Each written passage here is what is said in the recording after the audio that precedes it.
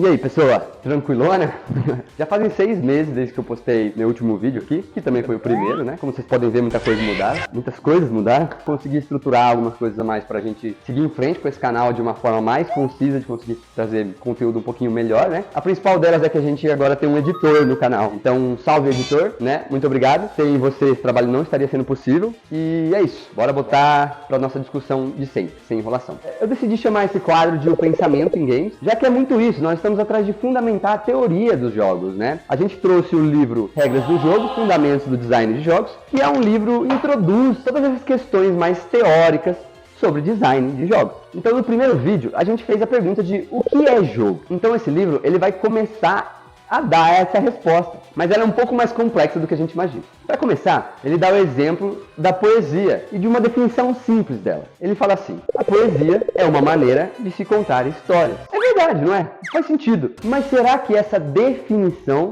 simples, ela realmente deixa claro tudo o que é a poesia? A poesia também não é arte, a poesia também não toca as pessoas não têm sentimentos ao lidar e interagir com aquele texto. Cada pessoa lendo o mesmo texto pode interpretar de uma maneira totalmente diferente. E o que ele quer dizer é que essa arte da poesia, ela é muito mais complexa do que uma simples definição dessas, como, é uma maneira de contar histórias. Ele usa esse exemplo para trazer de volta para jogos, né? Porque jogos é a mesma coisa. Jogos podem ser, sim, uma maneira de contar histórias. Existem muitos jogos que têm como foco a história do jogo, né? Ele tem um enfoque numa experiência mais narrativa, numa experiência mais, vamos falar assim, até às vezes cinematográfica, né? Mas existem outros jogos que têm outras questões. E mesmo nesses jogos onde, vamos falar assim, que a história é o foco, o jogo não é só simplesmente uma maneira de contar a história. O jogo também é jogar, o jogo também são estruturas, né, de regras. Então o livro traz como solução para essa complexidade que seria definir coisas assim mais artísticas, né, que tem vários pontos de vista que a gente pode enxergar, é o que eles chamam de esquemas de design de jogos. O livro tem 3 esquemas principais e a versão brasileira até é dividida em 4 volumes, onde o primeiro é a introdução e cada um dos outros 3 é todo o design de jogos pelas leis de cada um desses 3 esquemas. Quais são eles? O primeiro, regras.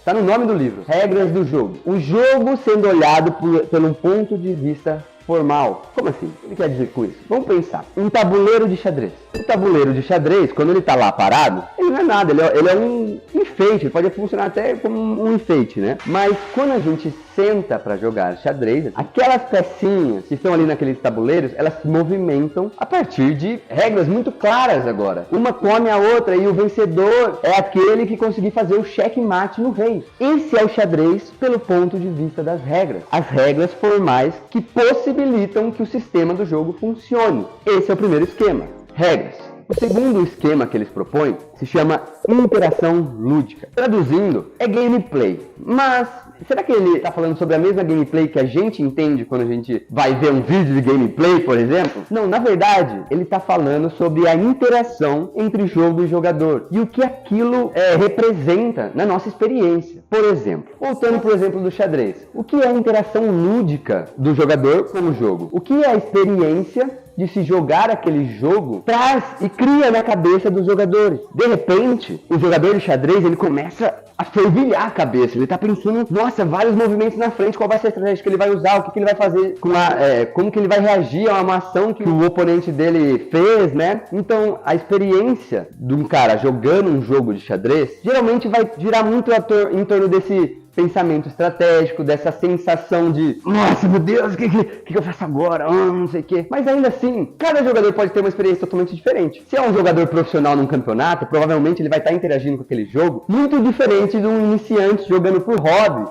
Ou, sei lá, uma criança tentando entender e aprender aquilo ali pela primeira vez. Então, a experiência de se interagir com o jogo é muito diferente dependendo de cada pessoa. É assim também dependendo de cada jogo. Mas tem uma coisa muito interessante que eles falam no livro, que é: o trabalho do designer de jogos é procurar a interação lúdica significativa. O que ele quer dizer com isso? Interação lúdica significativa. Ele quer dizer que a nossa experiência ao interagir com o jogo tem que ser significativa. Tem que ser legal, tem que ter significado. E como a gente consegue isso? Putz, aí é um outro nível de complexidade. cada interação vai ter a sua própria fórmula de ser legal, de ser significativa. Assim como cada jogo vai ter por objetivo as interações que ele quer que sejam significativas e as interações que eles querem que seja meio despercebido. Vamos dar como exemplo aqui Assassin's Creed, a franquia Assassin's Creed. É uma franquia que eu gosto muito, tá? Já deixo claro que eu sou fã da Ubisoft desde criança. Na verdade, foi no Assassin's Creed 3 que eu decidi me formar em design de jogos, mas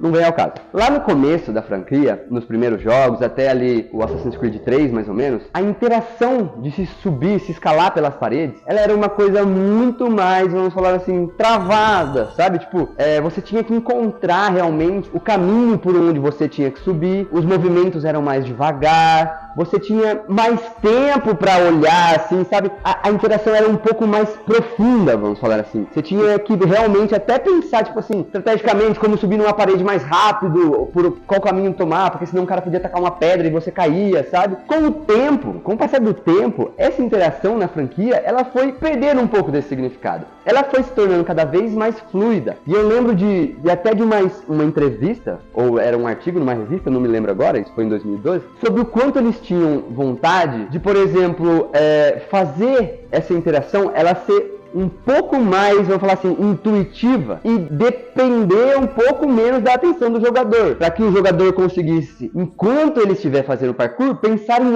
outras coisas. Ou seja, eles decidiram tirar a profundidade dessa mecânica, ao mesmo tempo ela ficou muito mais fluida, né? Então, se antes era uma animação travada, agora ele vai super rápido, você já não tem que pensar muito bem se ali você consegue ou não subir, basicamente ele sobe em qualquer coisa e tudo mais, mas isso foi para que o jogador prestasse atenção em outros elementos do jogo sem ser o parkour. Então, esse balanço nas interações de um jogo é o papel do design de jogos, é isso que o livro fala. E o terceiro e último esquema, que não é nem de longe o menos importante, né, é a cultura. O que será que é a cultura em jogos? O que significa olhar para os jogos através de uma lente da cultura? Talvez seja isso aqui que a gente está fazendo, não é? Será que os jogos eles não conseguiram até criar dentro do YouTube um ecossistema de pessoas que jogam os jogos e conversam sobre eles? Sabe, isso tudo é a cultura que os jogos criam. Pensa no LoL, o grande LoLzinho, né, da Riot Games. Quantas pessoas você já não viu usando o chapéuzinho do time, né? Quantos cosplays de LoL você já não viu por aí? Quantos cosplays no geral você já não viu por aí? Tudo isso é a cultura que os jogos deixam pra trás. Por exemplo, quando eu falei que eu sou fã de Assassin's Creed, cara, é uma franquia que tá na minha vida desde quando eu sou pequenininho. E a cultura deles sempre foi me influenciando. Quando eu era mais jovem, antes da puberdade, né, eu até usava mais capuz, assim, porque eu me achava meio estiloso, achava que tipo, de alguma forma eu me aproximava com aquilo que eu gostava ali, né? Então, os jogos, eles têm essa capacidade de tocar na mente humana, não só individualmente na hora que eu tô interagindo ali com o jogo, mas depois que eu desligar o meu videogame e ir até um amigo, eu conversar sobre o jogo com ele, entende? É isso que eles estão querendo dizer com cultura. É aquilo que nós humanos criamos fora do jogo, após interagir, experienciar aquilo, são as nossas opiniões, são as nossas próprias experiências, o que a gente comunica do jogo, né? O que a gente cria fora dele. Então, o livro ele vai discutir sempre esses fundamentos, ele vai pegar e começar a fundamentar essas questões de design de game, sempre através dessas três lentes, desses três esquemas, começando com regras, interação lúdica e a cultura. Nos próximos vídeos aqui no canal, eu quero trazer outros dois quadros também, né? Eu quero começar